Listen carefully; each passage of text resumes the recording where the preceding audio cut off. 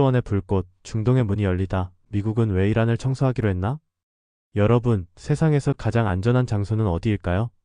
역설적이게도 지금 이 순간 가장 뜨거운 전쟁터가 가장 평화로운 협상 테이블이 되고 있습니다.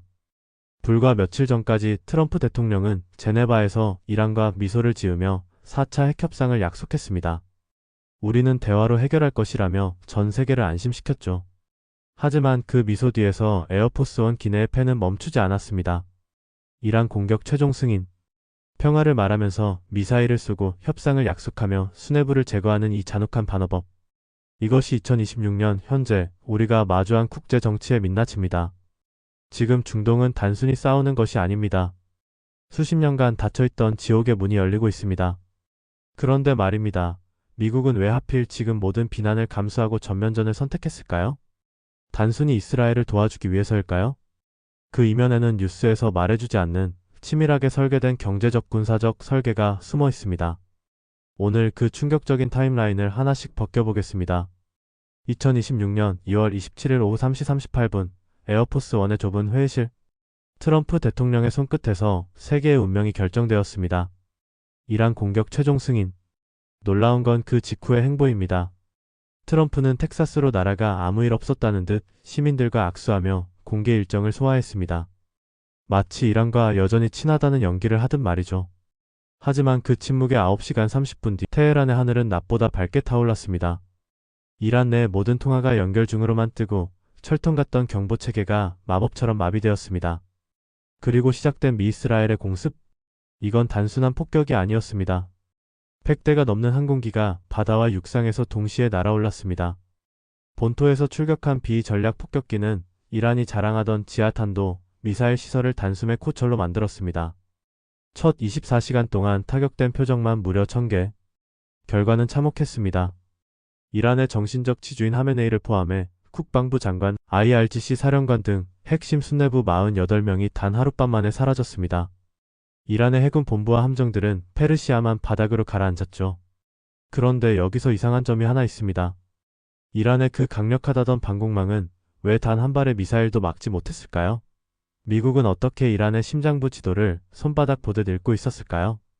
그 해답은 9개월 전 아무도 주목하지 않았던 어떤 작전에 숨어 있습니다. 9개월 전으로 돌아가 보죠. 이스라엘이 이란의 핵시설을 공습하며 그림자 전쟁이 수면 위로 올라왔습니다. 이때까지만 해도 미국은 우리는 방어만 돕는다며 선을 그었습니다. 하지만 이때 미국은 아주 중요한 데이터를 얻습니다. 이름하여 미드나이트 햄머 작전. 비폭격기가 이란 본토 깊숙이 침투해 벙커버스터를 쏟아붓고 돌아오는데도 이란의 방공망은 잠잠했습니다. 아, 이란의 방패는 생각보다 녹슬었구나. 미국이 확신을 가진 순간이었습니다. 2025년 하반기 친이란 세력인 헤즈볼라와 후티가 홍해를 마비시켰습니다. 수에즈 운하가 막히자 해상 운임이 미친듯이 치솟았습니다. 중동 리스크가 전 세계인의 장바구니 물가를 위협하기 시작한 겁니다. 여기에 트럼프에게 날개를 달아준 사건이 터집니다. 바로 베네수엘라 마두로 대통령 체포 작전의 대성공입니다. 미국은 참수 작전을 통해 남미의 골칫덩이를 제거하고 석유 이익을 독점했습니다. 이란도 베네수엘라처럼 처리할 수 있다는 자신감이 백악관을 지배하게 된 것이죠. 가장 결정적인 건 이란 내부였습니다. 지난 1월 이란 정부는 시위하는 자국 국민을 향해 총을 쏘았습니다. 국민의 지지도는 바닥을 쳤고 정권의 정통성은 사라졌습니다.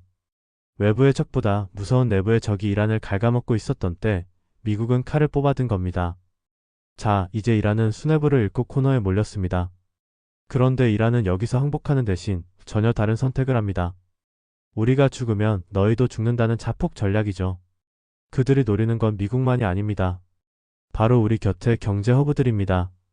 이란은 지금 사우디, UAE, 카타르의 미군 기지뿐만 아니라 에너지 시설과 민간 건물까지 무차별 공격하고 있습니다.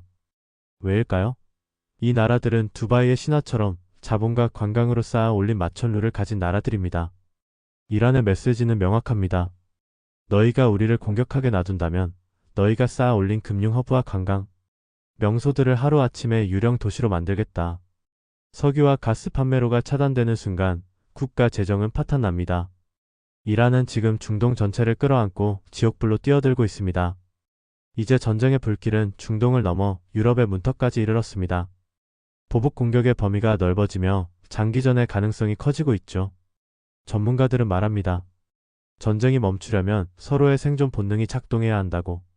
하지만 지금 미국과 이스라엘은 물러설 생각이 없습니다. 이란 역시 죽더라도 응징하겠다며 한치도 양보하지 않죠. 이 평행선이 계속된다면 우리가 알던 중동의 평화는 영원히 사라질지도 모릅니다. 여러분의 생각은 어떻습니까? 2026년 3월, 우리는 지금 역사책의 한 페이지가 실시간으로 써내려가는 광경을 목격하고 있습니다. 미국의 전격 참전은 과연 평화를 가져올까요? 아니면 더 큰 재앙의 시작일까요? 정치적 명분 뒤에 숨겨진 경제적 이권, 그리고 무너지는 중동의 질서. 이 거대한 소용돌이 속에서 대한민국은 어떤 준비를 해야 할까요? 여러분의 날카로운 분석을 댓글로 공유해주세요.